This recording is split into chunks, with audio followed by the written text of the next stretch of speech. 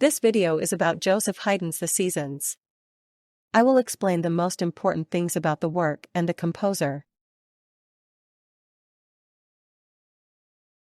Joseph Haydn composed the oratorio, The Seasons, between 1799 and 1801. It was his last great work. Haydn created it after the great success of his oratorio, The Creation. The text is based on the poem, The Seasons, by James Thomson. Baron Gottfried van Swieten translated and adapted the text into German. Haydn worked intensively on the composition, drawing on his lifelong experience as a composer. The Seasons is divided into 4 parts, corresponding to the 4 seasons: spring, summer, autumn and winter. Each part consists of recitatives, arias, duets and choruses. The work begins with an overture that represents the transition from winter to spring. The performance lasts about 2.5 hours in total. Haydn used a large orchestra, choir and 3 soloists, soprano, tenor and bass. Haydn used all his artistry in The Seasons to musically depict nature. He composed tone paintings for various natural phenomena. For example, he imitates bird song, thunder, rain and wind. In the summer part, there is a famous passage that depicts a sunrise. Haydn used innovative orchestration techniques to create these images of nature. His tone painting was very advanced for the time. In The Seasons, both the soloists and the chorus have important roles. The 3 soloists, Hannah, Lucas and Simon, represent country folk and comment on the events of the different seasons. The chorus has a central function and often represents the people or nature. It sings powerful hymns, descriptive passages, and dramatic scenes. Haydn wrote challenging parts for all participants. A central theme in The Seasons is the connection between nature and human life.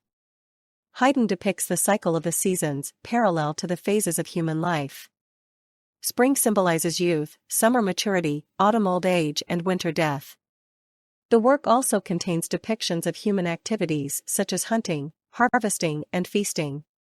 Haydn skillfully combines observations of nature with philosophical reflections. Haydn's musical language in The Seasons is varied and expressive. He uses a mixture of Baroque and classical elements. The arias and choruses are often of great lyrical beauty. Haydn also integrates folk music elements, especially in the rural scenes.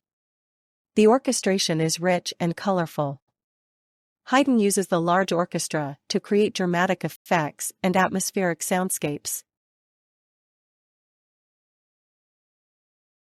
The first public performance of The Seasons took place on March 19, 1801 at the Palais Schwarzenberg in Vienna. The work was received enthusiastically. Further performances quickly followed throughout Europe. Critics praised Haydn's masterful composition and the vivid depiction of nature. Some, however, found the text too simple. Despite this criticism, The Seasons quickly became one of the most popular oratorios of its time. The Seasons marks the culmination and conclusion of Haydn's creative output. It shows his full mastery as a composer. The work combines many elements of his style, his ability to paint with sound, his mastery of large musical forms, and his gift for catchy melodies.